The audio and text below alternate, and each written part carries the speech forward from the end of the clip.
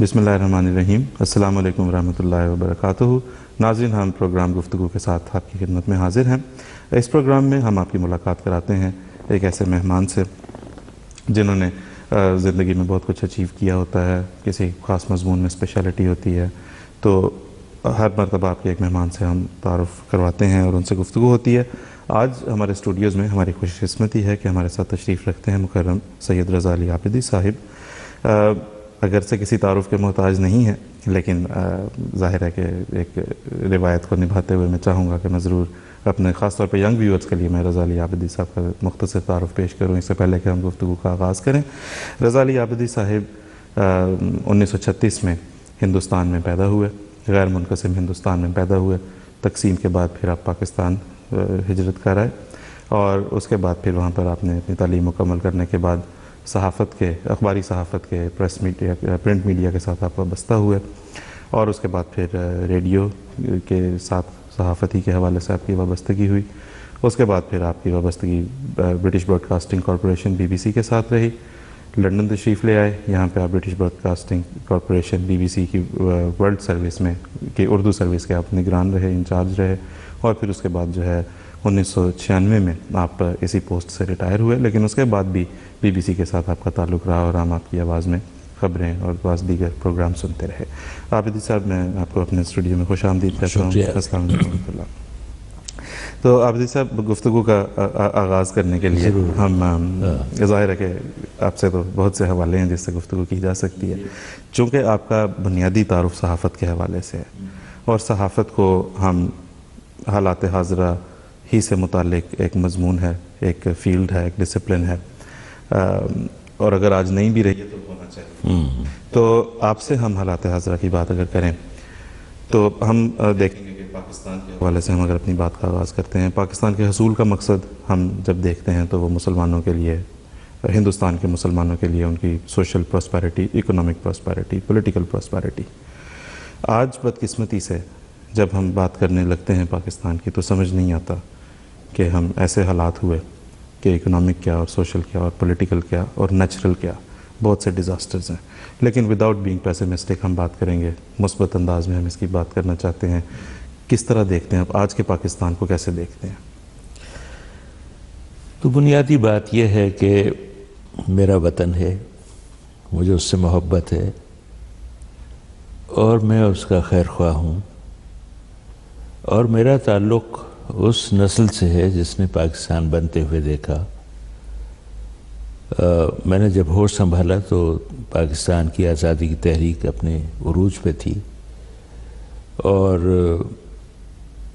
پھر میں پاکستان کے ابتدائی برسوں میں پاکستان میں آباد ہوا، اور وہ دن اور آج کا دن میں نے اپنے وطن کو قریب سے دیکھا، تو اس پہ اچھے برے وقت جو بھی آئے ان کا میں ایک طرح سے گواہ ہوں، اور اس میں خوش کرنے والے لمحے بھی آئے اور دکھ دینے والے لمحے بھی آئے۔ ہوتا یہ کہ انسان عادی ہو جاتا ہے حالات کا، اور خاص طور سے وہ حالات جو بتدریج اپنی شکل اختیار کرتے ہیں، انسان اس کا عادی ہو جاتا ہے، لیکن مجھے دشواری ہو رہی ہے بدلتے ہوئے حالات کو جوں کا توں قبول کر لینے میں، اس لیے کہ جو میری گواہی ہے وہ بہت اچھے زمانے سے آج کے زمانے تک چلی آتی ہے، اور اس میں جو اتار چڑھاؤ ہوئے ہیں وہ میرے نزدیک تکلیف دہ ہیں، میرے نزدیک جس نے پاکستان بنتے ہوئے دیکھا۔ تو آج جو صورتحال ہے اس میں وہ ایک جملے میں میں یہ کہہ سکتا ہوں کہ وہ پاکستان نہیں ہے جس کا ہم نے خواب دیکھا تھا، اور ہماری گلیوں، ہمارے سڑکوں پہ جو نعرے لگتے تھے، لے کے رہیں گے پاکستان، بن کے رہے گا پاکستان، خون سے لیں گے پاکستان، یہ خون والی بات تو سچی ثابت ہوئی۔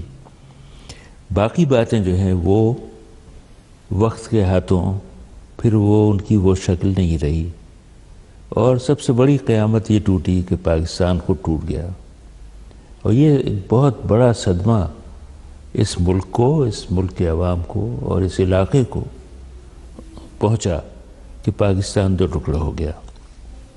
اور میں ہمیشہ کہا کرتا ہوں کہ پھر یہ وہ پاکستان تو نہیں ہے، ایک دفعہ BBC میں کسی نے مجھے خط لکھا کہ آپ ہندوستان نہ کہا کریں، اسے بھارت کہا کریں، کیونکہ اب یہ وہ ہندوستان نہیں ہے جو کبھی یہ تھا.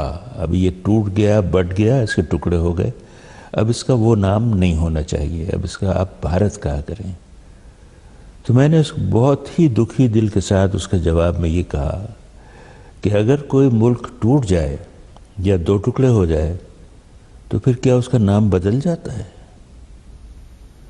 تو میری اس بات میں میرا خیال ہے دکھ بھی تھا، درد بھی تھا، اور یہ بات بھی چھپی ہوئی تھی. تو پھر کیا پاکستان کا نام بھی بدل دیا جائے؟ کیونکہ یہ وہ پاکستان تو نہیں ہے جو ہمارے بزرگوں نے بنایا تھا، اور جس میں اہل بنگال پیش تھے، اور شیر بنگال اور مولانا بھاشانی اور سہروردی اور خواجہ ناظم الدین اور یہ تمام لوگ، خواجہ شہاب الدین، ایسے جید رہنما تھے، اور ان لوگوں نے اپنی توانائی، اپنا سب کچھ صرف کیا پاکستان میں. یہ تو آگے تھے، ہم تو پیچھے تھے. اور کیا ستم ہوا کہ وہی لوگ ہم سے ٹوٹ کے جدا ہو گئے اور انہیں ہونا پڑا، اور وہ بجا طور پہ جدا ہوئے. میں ان پہ کوئی الزام رکھ ہی نہیں سکتا. انہوں نے اگر فیصلہ کیا کہ ان کی راہ مختلف ہے تو وہ فیصلہ بالکل صحیح تھا، اس کے سارے اسباب تھے. یہ باتیں بہت دل دکھانے والی ہیں. پھر آج یہ سفر طے کرتے ہوئے ہم جہاں آ گئے ہیں تو اس میں کوئی بھی تو امید کی کرن نظر نہیں آتی. جو حالات اس وقت ہیں، کیونکہ میں سمجھتا ہوں کہ لوگ کہتے ہیں مسلمانوں کا ملک ہے، میں کہتا ہوں نہیں، غریبوں کا ملک ہے. یہ غریبوں کا ملک ہے. یہ تو غربت تو اس کے مقدر میں لکھی گئی، اور کہاں سن 1947 کہاں سن 2010 وہ غریبی جو ہے جوں کی توں برقرار ہے، اور غریب کو ایکسپلائٹ کرنے کا وہ عمل آج تک جوں کا توں جاری ہے پاکستان میں. ہندوستان کی صورتحال مختلف ہے. جاگیردار اسی شکل میں موجود ہیں، سرمایہ دار اسی طرح موجود ہیں، مالدار زمیندار ویسے ہی موجود ہیں، ویسے ہی ایکسپلائٹ کر رہے ہیں، شکلیں بدل کے، قانونی صورتیں بچت کی نکال کے وہ سب موجود ہیں. تو مفلسی جو ہے وہ پاکستان کا مقدر ہو گئی ہے، اور یہ سب سے زیادہ دل دکھانے والی صورتحال ہے. اور اس کا علاج کیا ہو، یہ ایک بہت بڑا سوال ہے. لیکن اس کا علاج جمہوریت ہے. اور آج جو پاکستان میں صورتحال ہے، جسے سارا ملک جمہوریت کہتا ہے، میں اسے جمہوریت ماننے سے انکار کرتا ہوں. یہ جمہوریت نہیں ہے. جمہوریت عوام کے ذریعے آتی ہے، عوام کے لیے آتی ہے. عوام کے ذریعے تو آئی ہے، لیکن یہ عوام کے لیے نہیں ہے. اس کو آپ نے ایک عمارت کھڑی کی، آپ نے کہا یہ جمہوریت ہے. اس طرح تو جمہوریت نہیں ہوتی کہنے سے. جمہوریت تو آپ کو ثابت کرنا پڑتا ہے. جمہوریت عوام کے لیے. میں نے وہ الیکشن دیکھا ہے جس میں بے نظیر بھٹو وزیر اعظم بنی تھیں. میں دریائے سندھ کے سفر پہ تھا اور میاں والی میں تھا، اور کالا باغ اور میاں والی کے علاقے میں تھا. تو وہاں جو امیدوار الیکشن میں کھڑے ہو رہے تھے، میں ان سب سے ملا، سوائے ایک بزرگ کے جو بہت ضعیف ہو چکے تھے، اور وہ بھی امیدوار تھے. اس میں دو نہایت ہونہار ذہین نوجوان امیدوار تھے. ایک ڈاکٹر تھا اور ایک وکیل تھا، اور دونوں تجربہ کار، صورت سے، چہرے بشرے سے پڑھے لکھے ہونہار ذہین. اور یہ انہیں دیکھ کے ہوتا تھا کہ یہ ملک کے حکمرانی میں شریک ہوں گے تو ملک کے لیے کتنا اچھا ہوگا. اور انہیں بڑی امید تھی کہ وہ جیت جائیں گے، کیونکہ انہوں نے گھر جا کے لوگوں کو قائل کر لیا تھا.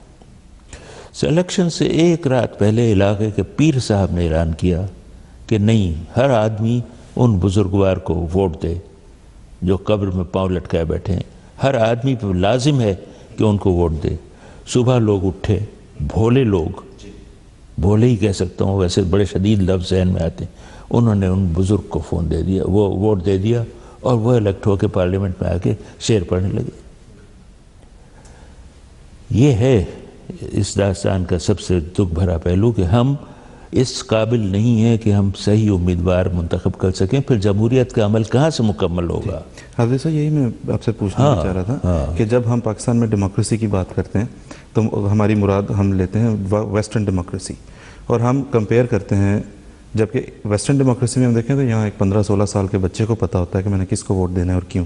ہمارے وہاں 60 سال کے آدمی کو معلوم نہیں ہوتا. تو کیسے ہم اس کا ریپلیکا وہاں پہ بنانے کا سوچتے ہیں؟ یہی میں کہا کرتا ہوں کہ اب جو یہ بات ہو رہی ہے کہ نئے سرے سے انتخابات کرا لی جائیں، اس کی کیا ضمانت ہے کہ لوگ صحیح آدمی کو ووٹ دیں گے؟ کوئی ضمانت نہیں ہے. آپ جا کر صوبائی اسمبلیوں اور قومی اسمبلی کے ممبروں کی صورتیں دیکھیں، ان کی باڈی لینگویج دیکھیں، وہ سب پنجابی فلموں کے ویلن معلوم ہوتے ہیں.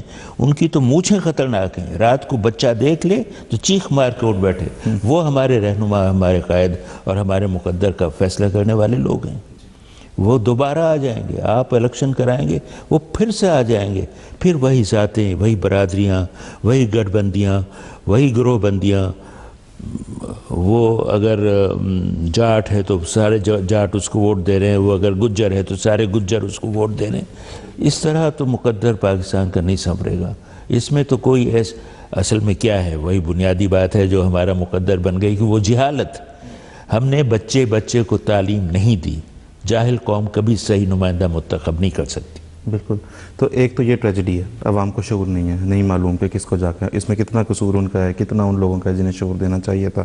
لیکن دوسری طرف یہ بھی دیکھیں، جس طرح بالکل آپ جو المیہ بھی بیان فرما رہے ہیں کہ پھر دوبارہ اگر ویسٹرن ڈیموکریسی سے کمپیئر کریں، یہاں جب ٹونی بلیئر پارٹی چھوڑ کے جاتا ہے تو یہ نہیں کہتا کہ میرے بعد میرا بیٹا اس پارٹی کا سربراہ ہوگا. گورڈن براؤن گیا ہے تو پیچھے اپنا بیٹا نہیں چھوڑ کے گیا. پاکستان میں لوگ مطلب کس کو ووٹ دیں؟ کیونکہ جب وہ کسی پارٹی کو ووٹ دیتے ہیں تو وہ لامحالہ کسی ڈائنسٹی کو ووٹ دے رہے ہوتے ہیں. تو اس پہ کچھ آپ بتائیں کہ اس میں سے وے آؤٹ کیا نظر آتا ہے؟ اصل میں ہمارے ایک دفعہ بہت سے دوست آئے، میں ان کو لندن گھما رہا تھا، تو گھومتے گھومتے کہنے لگے ہمارے ملک میں تو یہ بھی نہیں ہے، ہمارے ہاں تو یہ بھی نہیں ہے، ہمارے ہاں تو ایسا نہیں ہوتا، یہ تو کمال کا ملک ہے، یہ تو کمال کے لوگ ہیں. میں نے کہا دیکھیے یہ دو دنیا ہیں، ان کا آپس میں موازنہ نہ کیجیے. وہ ایک الگ دنیا ہے، یہ ایک الگ دنیا ہے. اس کا آپس میں کوئی مقابلہ نہیں ہے. آپ موازنہ نہ کیجیے اور یہ غلط ہوگا اس کے ساتھ بھی، اس کے ساتھ بھی. اب یہاں مثال کے طور پر برطانیہ کی جو جمہوریت ہے، یہ تو مادر جمہوریت ہے. دو پارٹیاں ہیں جو بدل بدل کے حکمرانی کرتی ہیں. تو اس کی خوبی یہ ہے کہ جب ایک پارٹی سے لوگ تنگ آ جاتے ہیں اور وہ اپنی کارگزاری صحیح نہیں دکھاتی تو لوگ اسے مسترد کر دیتے ہیں اور دوسری پارٹی کو لے آتے ہیں. دونوں پارٹیوں میں سے جو بھی حکمرانی کرنے آتا ہے اس کو حکمرانی کا سابق تجربہ ہوتا ہے. یہ نہیں ہوتا کہ وہ زندگی میں پہلی بار حکمرانی کرے اور اپنے اناڑی پن کا مظاہرہ کرے. یہ نہیں ہوتا. اس کے برعکس ہمارے ہاں جو حکمراں بٹھائے گئے ہیں ان کو یا تو حکمرانی کا تجربہ نہیں، یا انہیں حکمرانی کا کم اور بددیانتی کا زیادہ تجربہ ہے. چنانچہ وہ اپنے میدان کے ماہر ہیں، اس کے مظاہرے سے وہ باز نہیں آ سکتے. بعض جانوروں پہ جو دھاریاں ہوتی ہیں وہ نہیں بدل سکتی، وہ ان کے اولادوں میں بھی چلتی ہیں. تو وہ یہ ہے ہمارے کتنے المیے ہیں، کس بات پہ ہم جشن منائیں اور کس بات پہ خوش ہوں، سوائے اس کے کہ ہمارا ایک ملک ہے، ہم اس میں آزاد ہیں. بالکل بالکل.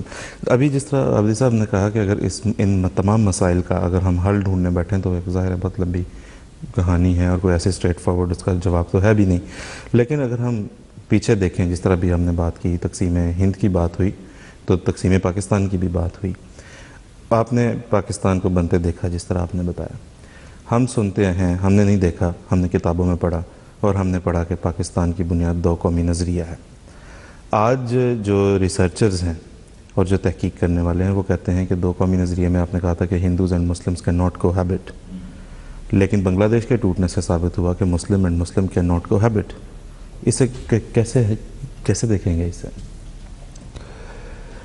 دو قومی نظریہ، بہت سے نظریے اپنے وقت اور ضرورت کے مطابق وضع ہو جاتے ہیں خود بخود، اور وہ ایکسپائر ہو جاتے ہیں، ان کی مدت پوری ہو جاتی ہے، تو پھر بدلے ہوئے حالات میں بدلے ہوئے نظریے ایوالو ہوتے ہیں. یہ ایک فطری عمل ہے جس میں حیرت کی کوئی بات نہیں. جب پاکستان بن رہا تھا تو اس وقت مصلحتیں مختلف تھیں، زاویے نظریے مختلف تھے، حالات مختلف تھے.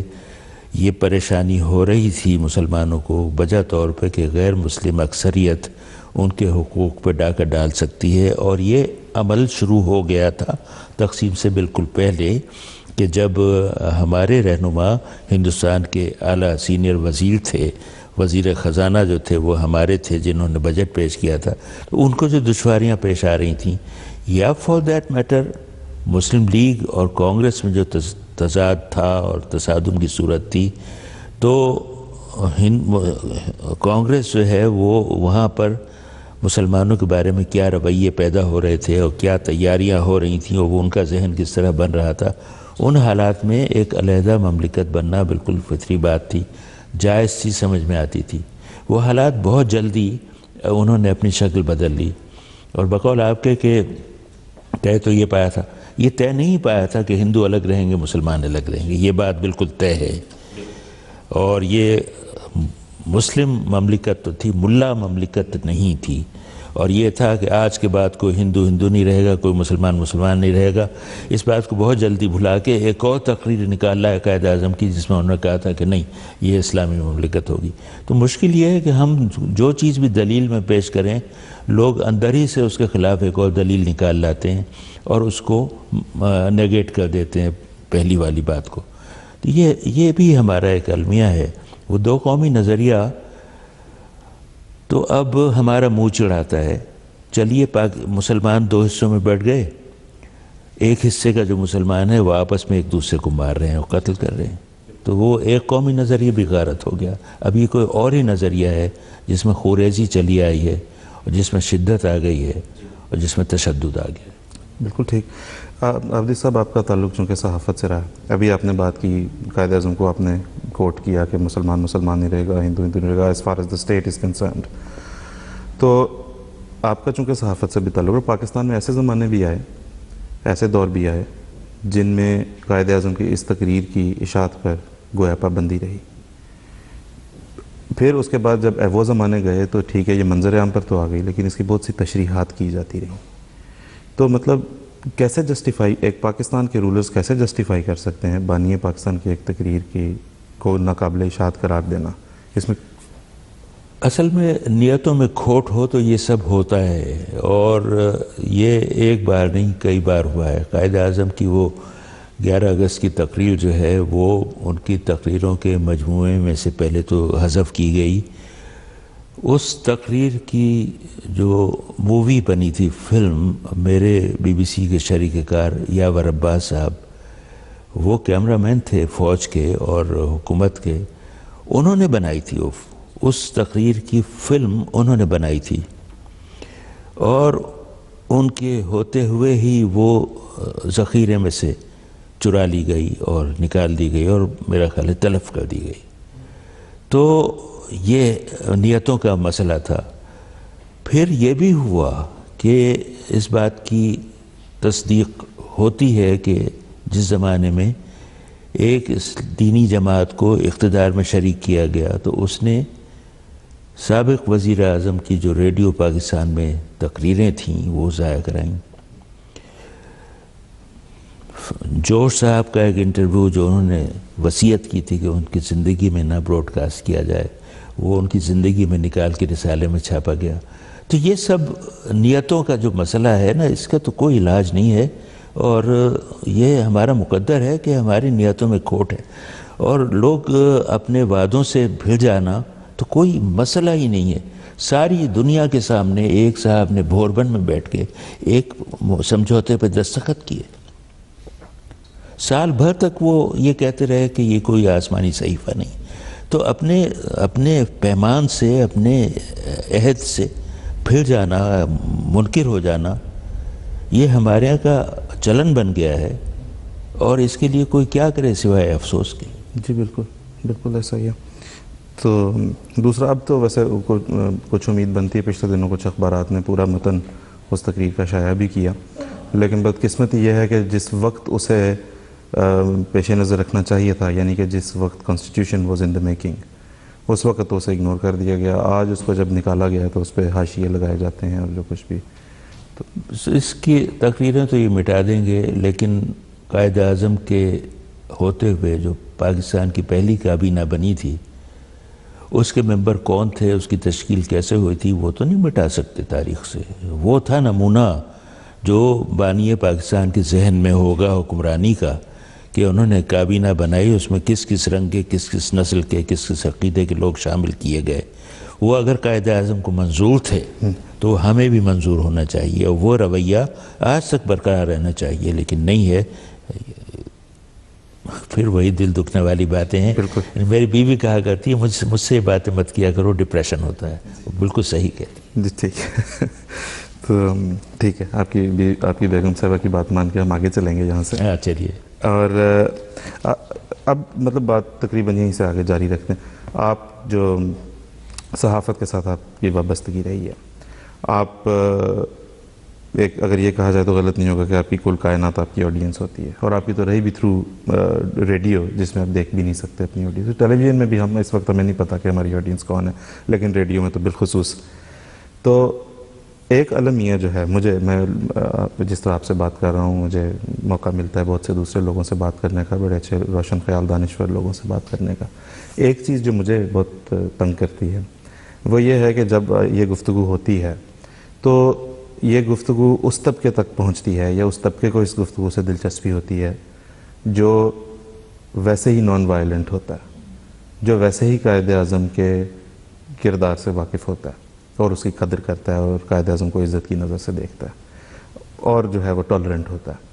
اس طبقے تک آپ ایک براڈ کاسٹر کی حیثیت سے اگر آپ مجھے بتائیں کہ اس طبقے تک بات پہنچانے کے لیے کیا کیا جا سکتا ہے کہ وہاں بات پہنچائی جائے جہاں بات کا پہنچنا ضروری ہے؟ بات پہنچتی ہے، پہنچنے لگی ہے۔ لوگ کہتے ہیں کہ پاکستانیوں میں، عوام میں شعور بیدار ہو رہا ہے، پتہ نہیں ہو رہا ہے یا نہیں ہو رہا ہے، مجھے شکوک ہیں، لیکن بات پہنچتی ضرور ہے۔ مگر مسئلہ جو ہے وہ یہ ہے کہ جس کے کان میں آپ بات ڈال رہے ہیں وہ اس بات کو سمجھنے، اسے اپنے شعور کا حصہ بنانے کی اہلیت رکھتا ہے یا نہیں، اور اس کے لیے کہ بات جا کے بات پہنچے تو اثر بھی تو کرے نا۔ اثر کرنے کے لیے ایک زمین ہموار کرنا ہوتی ہے، وہ ہے علم۔ تعلیم ہو تو یہی ساری باتیں لوگوں کی سمجھ میں زیادہ آسانی سے آئیں گی اور دل نشین کر سکیں گے اس کو۔ لیکن اگر تعلیم نہ ہو تو بہت سی باتیں گزر جاتی ہیں، خاص طور سے ریڈیو ٹیلی ویژن تو لکھا ہوا نہیں ہوتا، تو آپ سنتے ہیں اور ایک لمحے میں وہ ہوا میں تحلیل ہو جاتی ہے بات۔ تو کسی نے قبول کیا، کسی نے نہیں کیا، کسی نے اس کے کوئی اور معنی نکالے، کسی نے کوئی اور مطلب نکالا۔ یہ ساری دشواریاں ہیں الیکٹرانک میڈیا کی۔ پرنٹ میڈیا میں ایسا نہیں ہے۔ کوئی بات اگر آپ کے سمجھ میں نہیں آ رہی ہے، آپ اسے 10 بار پڑھ لیں، لوگوں سے ڈسکس کر لیں، اسے ضائع نہ کریں، اس دن کا اخبار رکھ لیں تو 1 مہینے بعد پڑھ لیں۔ ریڈیو ٹی وی میں یہ نہیں ہوتا۔ تو وہ جو آڈینس، وہ جو لسنر ہے، وہ جو سامع ہے، وہ جو ناظر ہے، اس کی تعلیمی استعداد پہ بہت کچھ منحصر ہے کہ وہ اثر کس طرح قبول کرے گا، کس طرح نہیں کرے گا۔ تو ایک اچھے براڈ کاسٹر یا ٹیلی کاسٹر کے لیے یہ بہت ضروری ہے کہ وہ اپنے سامع یا اپنے ناظر کو جانتا ہو اور اس کی ذہنی سطح سے واقف ہو، تو اسی سطح پہ وہ اتر کے یا اسی سطح پہ وہ بالا ہو کے بات کرے تاکہ وہ دل پہ اثر کرے۔ یہ بہت ضروری ہے، یہ اس کا راز ہے میڈیا کا۔ اخبار میں بھی یہ، ٹیلی ویژن میں بھی اور ریڈیو میں بھی، سب پر یہ اصول صادق آتا ہے کہ آپ اس سطح پہ اتریں یا اس سطح پہ بلند ہوں کہ جس سطح پہ آپ کا سننے والا یا پڑھنے والا ہے، تاکہ بات اس کے دل میں اترے۔ ایک دفعہ کراچی میں ایک سیمینار ہو رہا تھا بچوں کے ادب پر، اور یہ تھا کہ بچوں کے لیے کتابیں لکھی جائیں، تو کسی نے کہا کہ بڑی مشکل اس میں یہ ہے کہ لکھنے والے کو بچوں کی سطح پہ نیچے اترنا پڑتا ہے۔ میں نے کہا آپ بچوں کی توہین کر رہے ہیں۔ اگر بچوں کی سطح پر اترنے کے لیے آپ کو نیچے جانا پڑتا ہے تو پھر آپ بچوں کو نہیں جانتے اور ان کے ذہن کو نہیں جانتے۔ بہت خوب۔ اور میری دانست میں بچوں کے ذہن تک پہنچنے کے لیے آپ کو بلند ہونا پڑتا ہے بے شمار مصلحتوں اور نزاکتوں سے۔ یہ بچے کا جو ذہن ہے وہ سادہ ورق ہے جس پہ پہلا نقش آپ ڈالتے ہیں جو پھر عمر بھر کے لیے وہاں رہتا ہے۔ بچوں کا ادب لکھنا بے حد مشکل کام ہے اور میرے نزدیک مقدس کام۔ بہت خوب، بہت اچھے، ویری ویل سیڈ جی۔